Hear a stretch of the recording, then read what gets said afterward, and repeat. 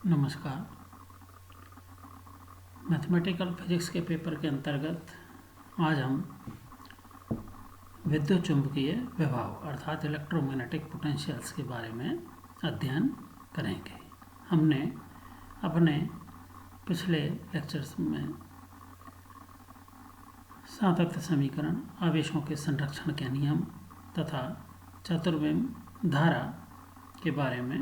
अध्ययन किया था। आज के इस लेक्चर के आधार पर हम चतुर्विम विभव के निष्कर्ष पर पहुंचेंगे।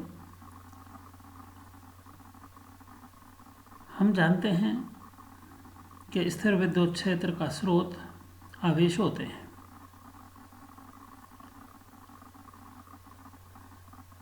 इसके कारण उत्पन्न विद्युत क्षेत्र का स्थिर विद्युत विभव के साथ में संबंध E equal to minus gradient phi या माइनस डेल फाई के रूप में दिया जाता है, अर्थात विद्युत विभव की ऋणात्मक प्रवणता का मान विद्युत क्षेत्र के मान के बराबर होता है। यहाँ पर फाई एक अदिश राशि है जिससे कि हम विद्युत विभव कहते हैं और यह आवेश Q से प्रेक्षण बिंदु की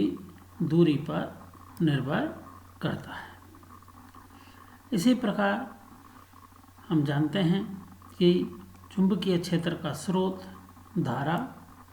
अर्थात गतिशील आवेश होते हैं। गतिशील आवेश के लिए दिशा अवश्य होती है। इस प्रकार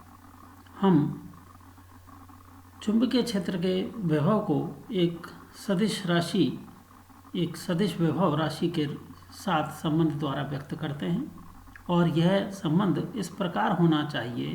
कि चुंबकीय क्षेत्र के सार्वत्रिक गुण जो कि divergence of B equal to 0 होता है को भी प्रतिपालन करे। चूँकि हम जानते हैं कि स्थिर चुंबकीय ध्रुवों अर्थात नॉर्थ पोल या साउथ पोल का एकल अस्तित्व नहीं होता है, या जिसे हम ये कह सकते हैं कि चुंबकीय क्षेत्र की बल रेखाएं सदैव बंद वक्र बनाती हैं और उस आधार पर किसी भी बंद पृष्ठ के साथ परिबद्ध क्षेत्रफल का मान चुंबकीय क्षेत्र के निर्गत फ्लक्स का मान परिबद्ध क्षेत्रफल से निर्गत फ्लक्स का मान सदैव शून्य होता है, जिसे कि हम divergence of B equal to 0 द्वारा व्यक्त करते हैं।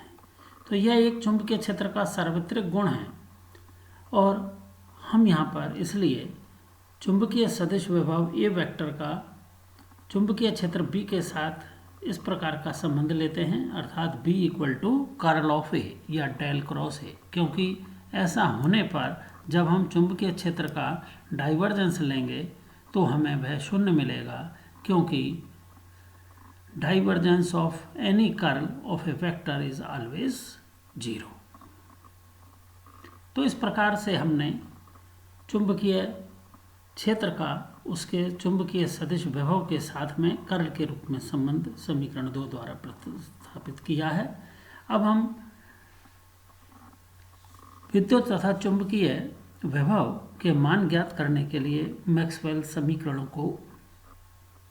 उपयोग में लेते हैं। मैक्सवेल के समीकरण के अनुसार del cross B equal to minus del B upon del t द्वारा व्यक्त किया जाता है, अर्थात जब चुंबकीय क्षेत्र समय के साथ परिवर्तनशील होता है तो उसके द्वारा विद्युत क्षेत्र उत्पन्न होता है और इसे हमने समीकरण 3 द्वारा संबंध से प्रदर्शित किया है। अब हम इस समीकरण में बी वेक्टर के स्थान पर समीकरण 2 से डेल क्रॉस ए का मान रखते हैं और अब इस समीकरण में हम डेल ऑपरेटर तथा derivative of time del over del t को आपस में प्रतिस्थापित कर सकते हैं, क्योंकि दोनों ही स्वतंत्र अवकलज हैं। इस प्रकार हमें एक समीकरण मिलती है जिसको कि हमने इस प्रकार से व्यवस्थित किया है, del cross minus E minus del A over del t equal to 0। चूँकि किसी सदिश फलन के ग्रेडियंट का कर्ल सदैव शून्य होता है और उपरोक्त समीकरण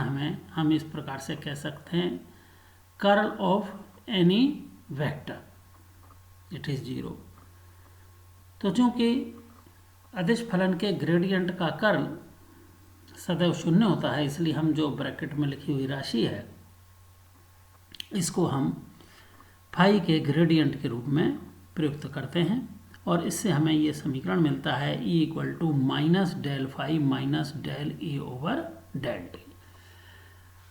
इस प्रकार हमने जो समीकरण 4 जो विद्युत विभव व चुंबकीय सदिश विभव का ई वेक्टर के साथ संबंध प्रदर्शित करता है, तो वह स्थिर विद्युत क्षेत्र और परिवर्तनशील दोनों ही क्षेत्रों के लिए लागू होता है। क्योंकि यदि समय के साथ परिवर्तनशील नहीं होगा चुंबकीय सदिश विभव ए का मान, तो हमें पूर्व में E equal to minus del phi के रूप में समीकरण 1 द्वारा व्यक्त संबंध ही प्राप्त होता है। अब हम मैक्सवेल के चतुर्थ समीकरण पर विचार करते हैं, जो कि del cross B equal to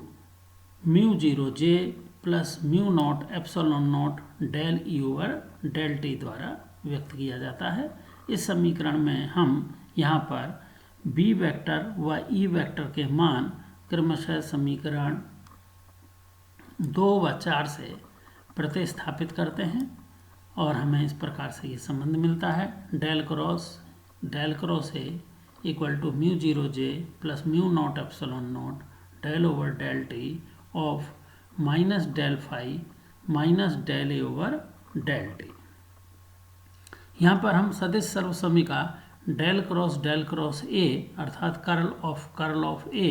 को प्रयुक्त कर रहे हैं, जिसका कि मान del of del dot A minus del square A द्वारा दिया जाता है। और समीकरण के राइट हैंड साइड में हमने टर्म्स को सेपरेट कर लिया है, जो कि mu 0 J minus mu not epsilon not del over del T of del phi minus mu not epsilon not del square A upon del T square के रूप में मिलता है। और इस समीकरण को जब हम पुनः रीअरेंज करते हैं तो हमें ये समीकरण मिलती है, del square A equal to del square A minus mu not epsilon not del two A upon del T square equal to minus mu 0 J plus del dot A plus mu not epsilon not del phi over del t. Maxwell के अब तृतीय समीकरण के अनुसार हम del dot E equal to rho upon epsilon naught प्रयुक्त कर रहे हैं और इसमें ई वेक्टर का मान रखने पर हमें ये समीकरण मिलती है और इसे हम इस प्रकार से व्यक्त कर रहे हैं, del square phi equal to minus rho upon epsilon naught minus del over del T of del dot A. इस समीकरण को समीकरण 5 के अनुरूप बनाने के लिए हम इस समीकरण के दोनों ओर minus mu not epsilon not del two phi upon del T square add करते हैं और इस प्रकार हमें ये समीकरण मिलती है, del square phi minus mu not epsilon not del two phi upon del T square equal to minus rho upon epsilon naught minus del upon del T of del dot A plus mu not epsilon not del phi upon del t. तो इस प्रकार हमें ये समीकरण 6 मिली है। तो हम देखते हैं कि समीकरण 6 और पूर्व में ज्ञात की गई समीकरण 5 दोनों ए व फाई के युग्मित समीकरण हैं और चूंकि ए और फाई स्वैच्छिक राशियां हैं, अतः हम यदि समीकरण 5 व 6 में ये जो ब्रैकेटेड टर्म हैं इसको यदि हम शून्य ले लेते हैं तो समीकरण 5 व 6 दोनों ए व फाई के अयुग्मित समीकरण के रूप में हमें प्राप्त होते हैं। तो यहाँ पर जो हमने ये प्रतिबंध लिया है, del dot A plus mu not epsilon not del phi upon del t equal to 0, इसको हम लॉरेंज कंडीशन कहते हैं और इस प्रतिबंध को प्रयुक्त करने पर समीकरण 5 व 6 हमें इस प्रकार से अयुग्मित समीकरणों के रूप में प्राप्त हो जाती हैं, जो कि del square A minus 1/c² del two A vector upon del T square equal to minus mu 0 J एवं del square phi minus 1/c² del two phi upon del T square equal to minus rho upon epsilon naught के रूप में मिलती हैं, जहाँ पर हमने 1/√μ0 epsilon not को c के रूप में लिया है, जो कि निर्वात में प्रकाश का वेग है। क्योंकि जैसा कि हम जानते हैं कि किसी एक निर्देश तंत्र में विद्युत क्षेत्र नियत वेग से गतिशील दूसरे निर्देश तंत्र में चुंबकीय क्षेत्र के रूप में व्यवहार करता है, अतः हम यहाँ पर ए व फाई को इस प्रकार मिलाकर चतुर्बिंब विभव के रूप में व्यक्त करते हैं। अब यदि हम जो लॉरेंज कंडीशन हमने प्राप्त की थी उसको यदि हम घटक रूप में लिखें तो डेल डॉट ए के स्थान पर हम यहाँ पर del A X upon del X plus del A Y upon del Y plus del A Z upon del Z प्रयुक्त करते हैं और plus del upon del T जो लास्ट टर्म थी जिसका कि मान यहाँ पर समीकरण 7 में del five upon del T है और म्यू नॉट एप्सिलॉन नॉट के स्थान पर हमने यहाँ पर 1/c² प्रयुक्त किया है और इसको हम इस प्रकार से लिख सकते हैं लास्ट टर्म को del upon del T of iota phi upon C upon iota C. इस प्रकार A X A Y A Z को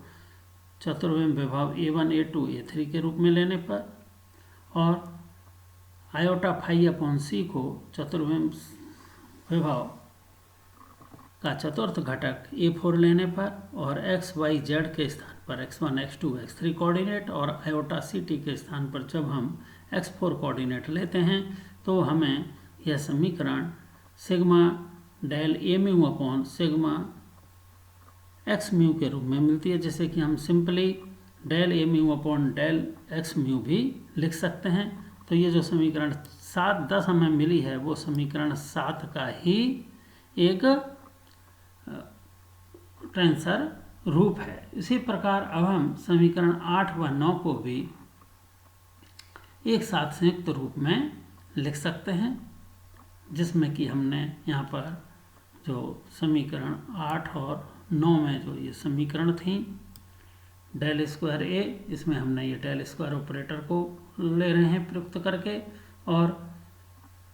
जो लास्ट टर्म में टी स्क्वायर वाली टर्म है उसको भी हम आयोटा सी टी के रूप में व्यक्त करके चतुर्बिंब घटक के रूप में काम में ले रहे हैं। और उस प्रकार से जब हम इन समीकरणों को समीकरण 8 व 9 को एक साथ व्यक्त करते हैं तो हमें एक समीकरण इससे ए वेक्टर के लिए मिलती है और दूसरा समीकरण आयोटा फाई अपॉन सी के रूप में मिलता है। और राइट हैंड साइड में इसी प्रकार से हमें एक समीकरण 8 के अंदर जो हमें माइनस म्यू 0 जे मिला था और दूसरी समीकरण 9 में हमने यहाँ पर इसको माइनस म्यू 0 आयोटा सी रो के रूप में व्यक्त किया है। तो इस समीकरण में जो ब्रैकेटेड टर्म है इसको हम